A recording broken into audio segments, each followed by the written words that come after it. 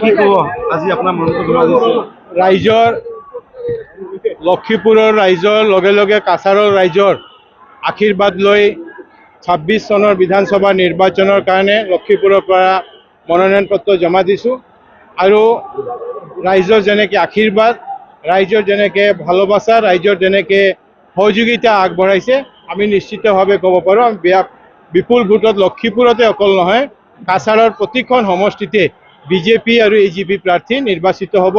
লক্ষ্য এটাই যে ডক্টৰ হিমন্ত বিশ্ব শৰ্মা ডাঙৰীয়াৰ নেতৃত্বত অসমত আকৌ এবাৰ বিজেপি চৰকাৰ প্ৰতিষ্ঠিত কৰিব লাগে। লক্ষীপুৰত এইবাৰ কিমান ভোটৰ দলন থাকিব?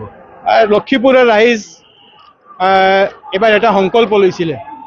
লক্ষীপুৰত 1,77,209 জন ভোটাৰ আছে আৰু এই ৰাইজে মই ধন্যবাদ জনাওঁ কৃতজ্ঞতা জনাওঁ যে লক্ষীপুৰৰ ৰাইজে সিদ্ধান্ত নিছে যে কৌশিক ৰায়ৰ বিৰুদ্ধে বিজেপিৰ বিৰুদ্ধে আমি কোনেও নমিনেশ্যন নিদিওঁ।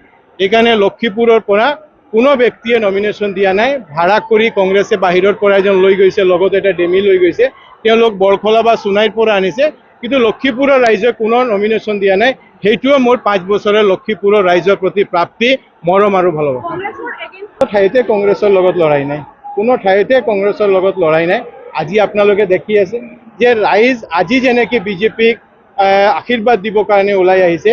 মই ইমান বছৰৰ পৰা ৰাজনীতিত আছোঁ, মই কেতিয়াও দেখা নাই যে গোটেই কাছাৰৰ এই 7খন সমষ্টিৰ কাৰণে ৰাইজ এতিয়া আজি যিমান আহিছে কেতিয়াও ইমান অহা নাই। সেইকাৰণে এইটো দিয়ে প্ৰমাণ কৰে যে ৰাইজ একতৰফাভাৱে সিদ্ধান্ত লৈছে যে ডক্টৰ হিমন্ত বিশ্ব শৰ্মা নৰেন্দ্ৰ মোদীৰ নেতৃত্বত আমি আমাৰ ৰাজ্যক আমাৰ দেশক আগুৱাই লৈ যাব লাগে। এই বছৰত নিশ্চয় আপোনাক মন্ত্ৰী হিচাপে দেখা যাব।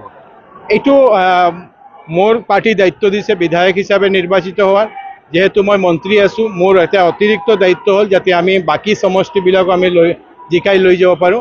কোন মন্ত্ৰী হ'ব কোন মন্ত্ৰী নহ'ব এইটো পাৰ্টিৰ নেতৃত্ব আৰু মুখ্যমন্ত্ৰী ডাঙৰীয়াৰ এইটো বিশেষ অধিকাৰ, তেওঁ এইটো কৰিব।